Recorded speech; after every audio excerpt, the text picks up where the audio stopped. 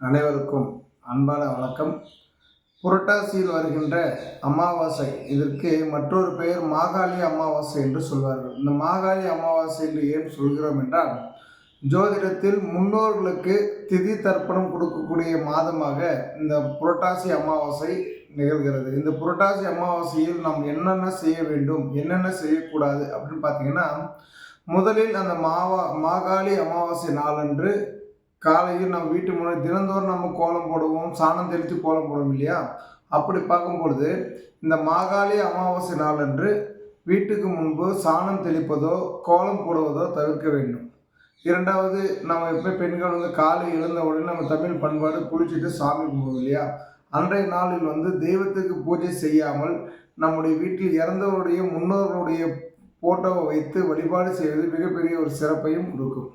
அன்றைய நாளில் ஒரு ஆற்றங்கரையிலையோ ஒரு கடற்கரையிலையோ நம்முடைய முன்னோர்கள் உருவ போட்டோவை வைத்து அவருடைய பெயர்கள் எல்லாம் சொல்லி அவருக்கு திதி தர்ப்பணம் கொடுத்து விட்டு ஏதாவது ஒரு சிவ ஆலயத்தில் சென்று நாம் வழிபாடு செய்த பிறகு நமது வீட்டில் நம்முடைய முன்னோர்களுக்கு படையல் போடும் வகையில் சுத்தமான சைவத்தில் படையல் போட்டு அந்த படையலில் ஒரு பிடி எடுத்து காகத்திற்கு நாம் அன்னதானமாக வழங்கிய பிறகு நமது உற்றார் உறவினர்கள் நம்ம குடும்பத்தை சார்ந்தவர்கள் மட்டும் அந்த அன்னதானத்தை பார்த்தீங்கன்னா படையல் போடுகின்ற அன்னதானத்தை நம்ம அந்த படையலை நம்ம குடும்பத்தில் இருக்கிறவங்க மட்டும் சாப்பிட்ற மாதிரி நீங்கள் ஏற்பாடு பண்ணிக்குவாங்க. அப்புறமா நம்ம குடும்பத்தில் சொந்த பந்தங்கள் எல்லாரும் கூப்பிட்டு அன்றைக்கி நம்ம வீட்டில் யார் யாரெல்லாம் இந்த மாகாளி அமாவாசையை பெரியவர்களுக்கு திதி தர்ப்பணம் கொடுக்குறீங்களோ அவங்க வீட்டில் ஒரு அன்னதானம் போட்டு வாழை இலையில் அன்னதானம் போட்டு நீங்கள் எடுப்பதன் மூலமாக உங்களுக்கு மிகப்பெரிய ஒரு யோகமும் சிறப்பையும் கொடுக்கும்.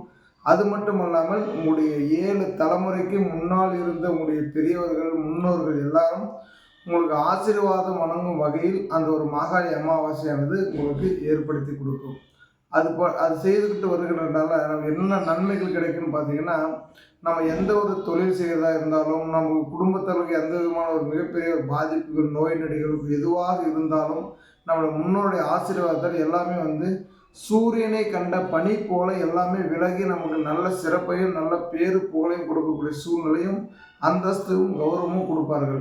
இது நம்முடைய முன்னோர்கள் என்ன சொல்கிறோன்னா, நம்ம குலதெய்வத்தை விட பல மடங்கு சக்தி வாய்ந்த ஒரு ஆசீர்வாதம் யார் கொடுப்போம்னா நம்முடைய முன்னோர்கள். ஏன்னா தெய்வத்தையவே இந்த தெய்வம் தான் நமக்கு குலதெய்வம்னு வழிகாட்டியது நம்முடைய முன்னோர்கள் தான். அப்போது அந்த தெய்வத்தை வழிகாட்டிய முன்னோர்கள் வணங்கும் பொழுது அந்த குலதெய்வம் நமக்கு அதோட 4 மடங்கான ஒரு ஆசீர்வாதத்தை கொடுக்குற சூழ்நிலை நமக்கு ஏற்படுத்தி கொடுக்கும்.